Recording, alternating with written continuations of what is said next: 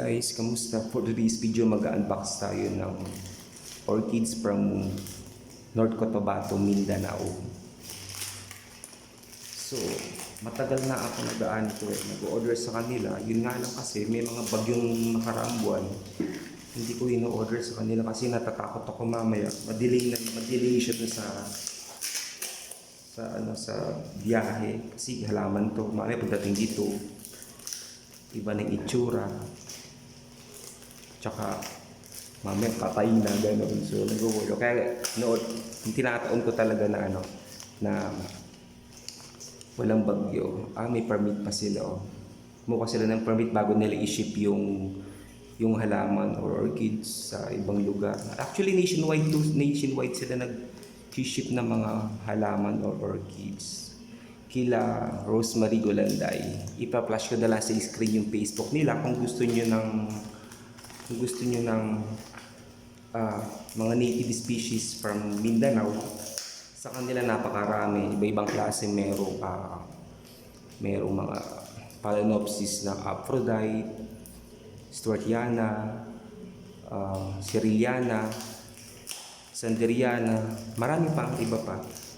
Hindi ko lang na share sa inyo yung mga nakaraang unboxing ko nun kasi nga, syempre, ngayon pa lang kasi ako nag-start mag-vlog ng mga orchids. Also na rin ako dito, matagal na rin akong gumagalangan orchids. So, ayun.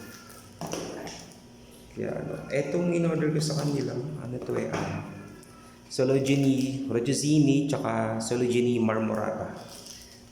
Wala pa kasi ako nito. Kaya hindi ko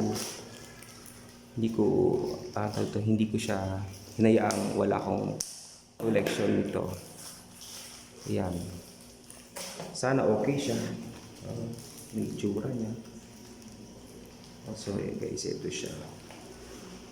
Ayan. Actually, hindi yata nila in-air dry bago nila i-ship. Ayan.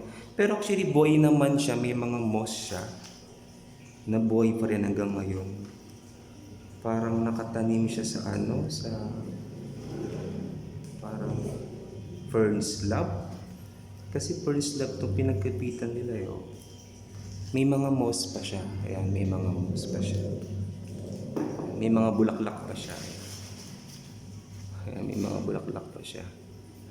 May pangalan ka pa dito. Ito bulaklak niya, medyo pale green. Pero ito hindi na magtutuloy ito, sigurado ako kasi nga na-ship na siya, tsaka nakulog na siya. Ayan. So tignan ko muna ito. Ayan. Ay, yung mga moss niya buhay, nakakatawa. Mga buhay yung moss niya. Ayan siya. Mga buhay niya. Green na green, ibig sabihin healthy siya. Nung dinala dito, ay pinadala nila dito. Kasi nanodor ko lang ito nung 24. Medyo nag-worry din kasi yung bagyong Christine, mamaya hindi umabot dito. Ito si Marmorata. Ayan. Pa-flash ko na lang sa screen yung features dito pagka in full bloom. Flash ko rin sa screen. Ito si Marmorata. Okay naman siya. Actually, di yata nila in-air dry bago nila i-ship. Kadalasan kasi pagka nag-order ako kay GBO sa Bulacan, in-air dry muna nila almost 2 days, 3 days bago nila ipa-ship kasi nag-worry sila kasi nga magkaroon ng rat sa mga ugat. Tsaka pagdating dito, lagas-lagas yung dahon niya or patay na gano'n. Siyempre, iniiwasan din nila magkaroon ng ganong problema pagdating sa mga shipment nila, sa mga buyer nila. So, make sure talaga na naka-air dry talaga tulad nito. Pero ito naman, hopefully, sa nakita ko okay naman, alam mo nakikita ang problema or rat sa ugat niya. Ayan siya. Ayan. Actually, yung healthy niya, ang tataba ng mga sulubog siya. Wala ko nakikitang wrinkled or parang uhaw sa tubig. Pero ito gawin ko, acclimate ko muna siguro almost 2 days bago ko siya iripat para ma-adapt niya muna yung klima dito. Ayan. Ito si Sologeny Marmorata. Yan. Wala silang ID na nilagay kasi nga parang kinuha lang yata nila to sa kabundukan ng Mindanao. Ewan ko, parang ganun. Siguro, sabi nila, binibenta rin sa kanila. Pagka gusto nyo umorder sa kanila kayo makakaroon ng mga, magkakakita ng mga native species ng orchids ng Philippines. Yan. Meron din sila doon, Papio Pedilum. Ayun, Papio Pedilum. At iba pa, marami din sila. Kung gusto niyo doon mag-order sa kanila, ipa-flash ko na lang talaga dito yung ano nila, yung Facebook account nila, i-PM nyo nila sila. Madalas din sila mag-live every 2 days, ganyan. Yan. Ito naman ito nga yoko. Ito yung expect nyo na kapag ka mag-order ng orchid sa malalayong lugar. Ayan o. Actually, parang dehydrated siyang masyado. Ito naman si Sologini Bacchusini. Ayan. So nakikita ko okay naman yung ugat niya. Ito, napakaganda ng flower nito. Expected, ang tawag dito, cascading yung bulaklak niya, tapos mabango.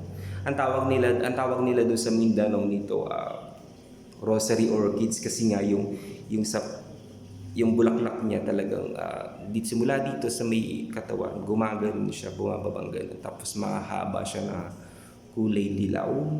So sabi nila tuwing gabi, sumasarado siya ng kaunti, tapos tuwing umaga, bubuka ulit siya. Yun ang sabi nila. Napakaganda daw nito. Tapos mabango. Ayan, ito lang. Expect na natin itong mga ganitong itsura. Nagkakaroon sila ng mga, ayan o, yung mga yellow na dahon. Ayan, expect nyo na yan. Mga ganyan, yung mga sira-sira siyang ganyan. Expect nyo na, pero nasa atin naman yan, o nasa yun naman yan, or nasa akin din kapag inalagaan nyo sila. Babalik naman sa dati yan. Yan o, parang pinagpatak nila sa kung saan to. Ayan o, nakakaroon siya ng ganyan. Eto, ala na to, patay na to siguro. Kasi nga, detached na siya dito sa may katawan niya. Yan, tulad nito. Expect na natin yun. Okay, mag-expect na pagdating fresh na fresh pa din siya. Kasi kadalasan talaga, pag nakukulob sila masyado yung shipment, kadalasan mainit. Siyempre, ikaw ba na may ikulog? So, nagkakaroon talaga ng hindi magandang lagay nila sa loob ng box. Ayan siya. Bali, ito yung isa. Ayan. Actually, mura lang sa kanila itong mga ganito. Ito, nabili ko lang ito. Dalawa sila. 150. Dalawa na siya. 150. Meron pa ako isang gusto, yung Sologini, ano pa yung isang yun? Yung Pandorata. Maganda rin yun. Green din siya. Ayan. Hopefully mabuhay ko dito to. Pero meron ako in-order sa kanila na Sologini Aspirata. Meron ako noon. Buhay na rin siya. Ito. Ay, may pa-previous pa siya. Hindi ko alam anong orchids to. Tanong ko na lang, hindi nila sinabi na meron pala silang ganito. Hindi ko alam ano to, kung previous to. Kung para siyang, hindi ko alam, tiger orchids yata ito. Kasi nakikita ko sa live nila ito, ganito rin inaano nila, binibigay nila. Parang tiger orchids, hindi ko alam, for sure. Tanong ko dahil sa kanila. Ayan siya. Ito, healthy. Ang ganda niya. So, makikita mo ang ganda niya talaga. Green na green siya. Tapos matataba. Wala kang makikitang wrinkled masyado sa the bulbs niya. Tapos parang katarim talaga yun sa fern slab. May lumot-lumot pa yan. May lumot-lumot pa siya. Pero ito, acclimate muna natin sila sige ng isang araw, 2 araw bago ko siya iripat. Actually, bumili na ako ng pot nito na paglalagyan ko nito eh. Ayan, ito may mga dahon niya. Talagang ang pangit na. Paganda ko rin to. Mukhang kailangan ko siyang alagaan ng ito ngayon ko talaga. Ayan siya. Ito wala na siguro to. Wala na siguro yan.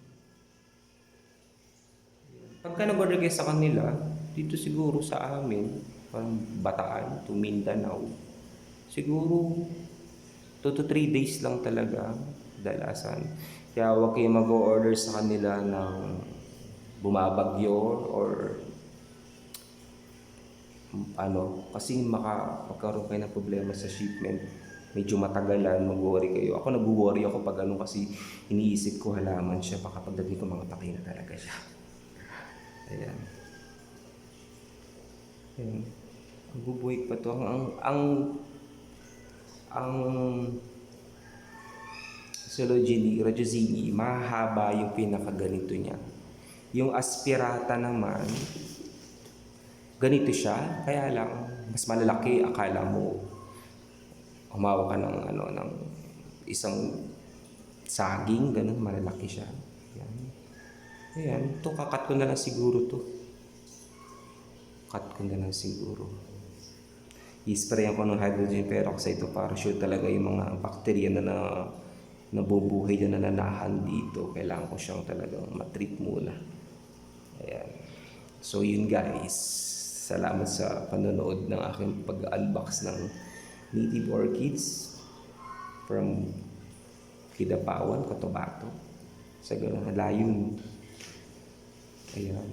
Dito medyo di naman totally disappointed, kaya lang talagang kailangan ko talaga siyang extra care dito kasi parang ang tagal itong mga recovers na nakikita ko kasi may mga ganyan siya. Pero to lilinisin ko muna siya bago ko talaga siya iripa. So yun nga siya. Ayan, dalawa siya. Napakaganda nitong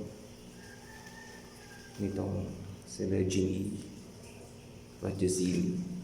Nakikita ko lang to sa ibang bansa, pero native pala talaga dito sa atin to. Indonesia, Philippines, dito talaga makikita to.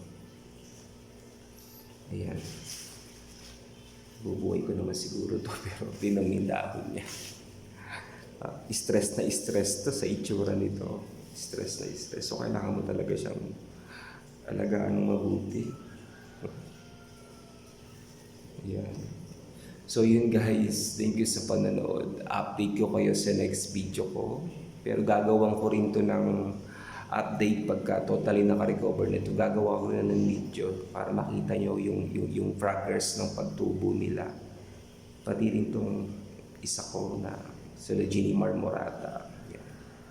So yun guys, thank you for watching and thank you for subscribing. Update ko na lang kayo sa next video ko. Maraming salamat.